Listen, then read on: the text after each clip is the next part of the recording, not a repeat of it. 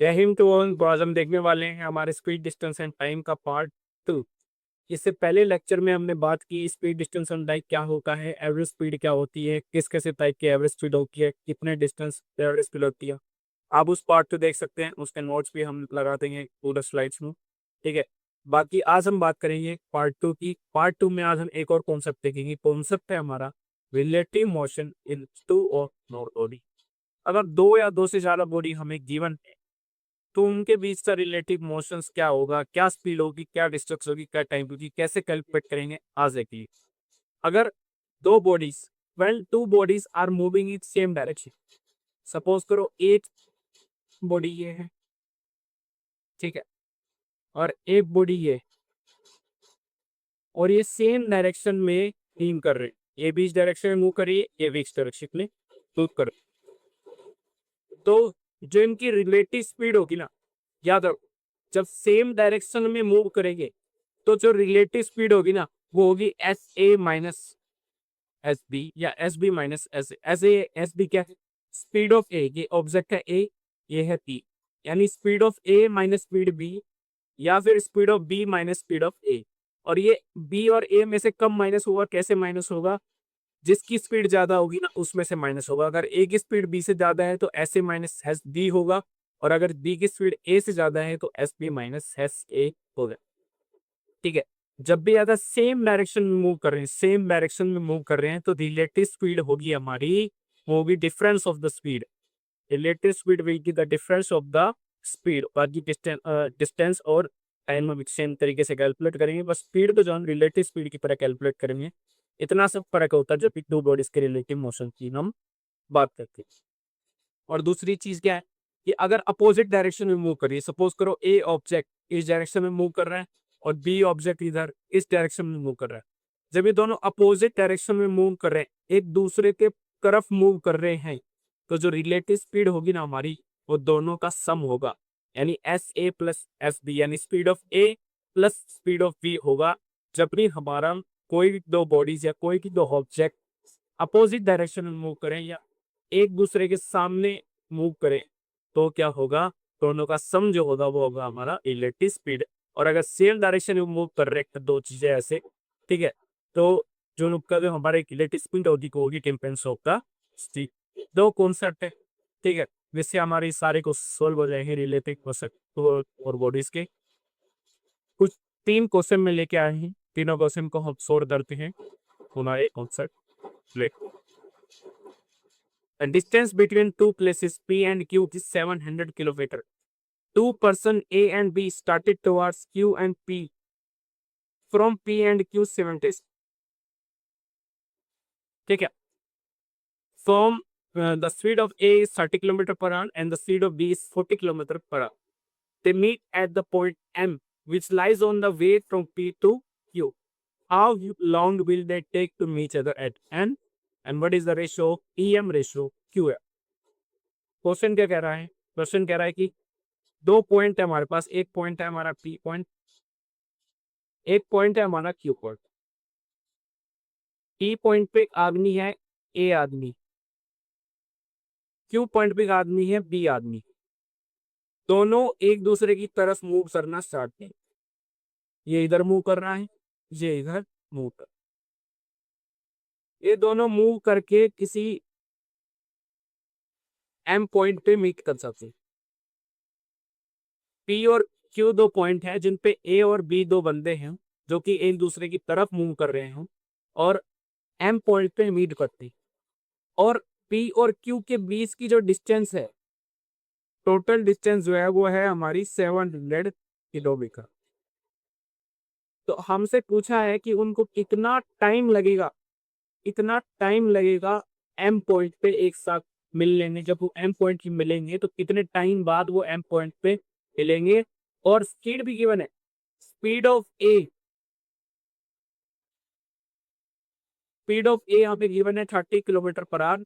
ए जो है हमारा 30 किलोमीटर पर आवर की स्पीड से चल रहा है, और स्पीड ऑफ बी हमारी क्या है? वो है हमारी 40 किलोमीटर पर। ये हमें पूरे क्वेश्चन में गिवन है। हमें बताना है कि वो कितने टाइम बाद एम पॉइंट पर मिलेगी।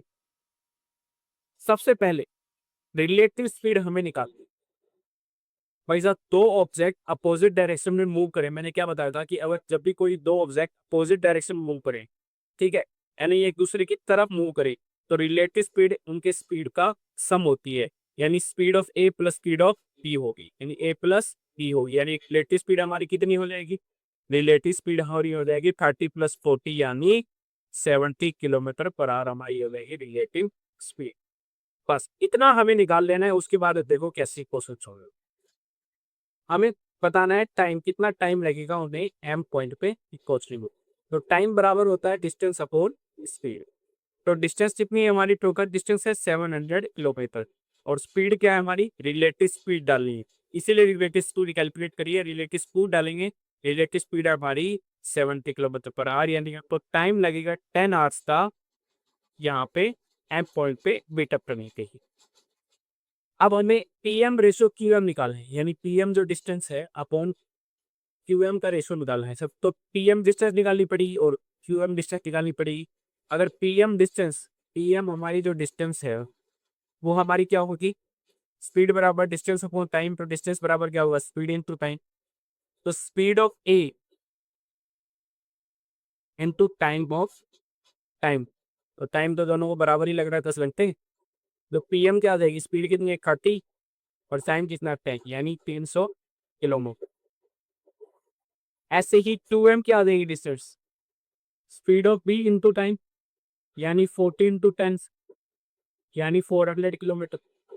तो पीएम रेसो क्यूएम क्या आ गया, 300 डिवाइडेड बाय 400, यानी 3:4 हमारा क्या आ गया, रेशो आ गया पीएम और क्यूएम। ये हमारा क्वेश्चन था relative motion of two of bodies. ठीक है, अब एक और क्वेश्चन हम देखते हैं। एक और क्वेश्चन हमारे सामने है, who's covered half of his journey at 20 kilometer per hour and the rest at x kilometer per hour, then his average speed is 24 kilometer per hour, what is the value of x? तो ये जो कुछ एक बंदा है जिसने एक half of journey cover, एक टोटल डिस्टेंस मान लो डी है, इसकी हाफ ऑफ जर्नी इसने कवर करी, t/2 जर्नी कवर करी इस स्पीड से, वो स्पीड थी इसकी 20 किलोमीटर पर आवर, और बाकी की जो जर्नी थी ना हाफ जर्नी, वो इसने कवर करी x किलोमीटर पर आवर की स्पीड्स। इसकी जो एवरेज स्पीड थी ना वो रही 24 kilometre per our.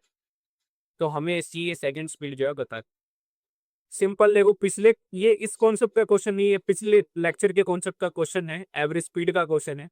Average speed में क्या था कि अगर दो इक्वल डिस्टेंस ट्रेवल कर रहा है, अगर दो इक्वल डिस्टेंस गिवन स्पीड से ट्रेवल कर रहा है, तो एवरेज स्पीड जो हमारी होती थी ना वो होती थी 2xy upon x plus Y, या 2a upon a plus B. और 2 इंटू ए की वैल्यू कितनी है हमारी 20, और y की वैल्यू कितनी है x, और a अपॉन बी यानी 20 प्लस x, और किसके बराबर है, एवरेज स्पीड हमें गिवन है 20। ठीक है, ये कितना आ जाएगा 40x is equal to 480 plus 12 के 4, ये इधर चला जाएगा, ये पास 16x इक्वल टू 480, यानी x इक्वल टू क्या आ जाएगी 13 किलोमीटर। तो द सेकंड डिस्टेंस था, द सेकंड स्पीड आ जाएगी वो आ जाएगी हमारी 30 किलोमीटर पर। लास्ट क्वेश्चन इस लेक्चर का, इसके बाद ये लेक्चर के पार्ट 2 उसका खत्म करेगी, और पार्ट 3 में नेक्स्ट लेक्चर में हम इसकी बात करेंगे। Arab and Bhanu travel the same distance at 9 kilometre per hour and 10 kilometre per hour respective. Arab और भानु दो लड़के जो कि सेम डिस्टेंस ट्रेवल कर रहे हैं, दोनों सेम डिस्टेंस, याद रखो सेम डिस्टेंस ट्रेवल कर रहे हैं। एक ट्रेवल कर रहा है speed of 9 kilometre per our से, सेकंड बंदा ट्रेवल कर रहा है 10 किलोमीटर पर आवर्स। ठीक है, ए जो है हमारा 20 मिनट ज्यादा लेता है डी से, तो डिस्टेंस कितनी होगी दोनों, मतलब हमें डिस्टेंस निकालनी है, यानी टी की वैल्यू बता दी। ठीक है, सबसे पहले टाइम क्या होता है हमारा, टाइम होता है हमारा डिस्टेंस।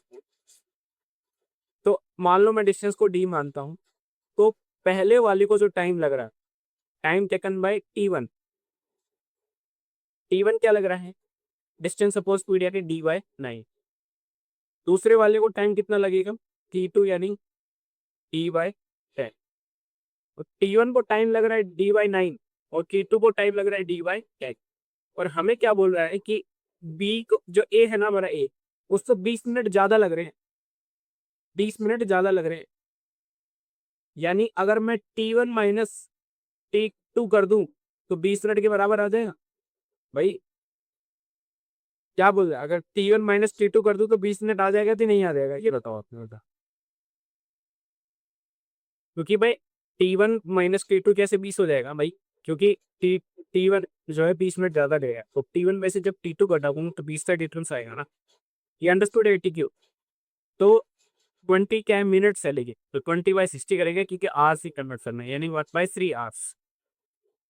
तो T1 की वैल्यू है डी बाई 9 माइनस T2 की value D by 10 equal to 1/। LCM ले लेंगे, ठीक है। एलसीएम कितना आएगा इसका, पैरेट एलसीएम क्या आएगा इसका, नहीं क्लियर, ठीक है।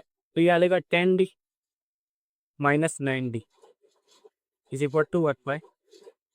तो कैंसिल हो जाएगा 30, यानी 10D इक्वल टू आ जाएगा 10D माइनस 90 इक्वल टू आ जाएगा 30।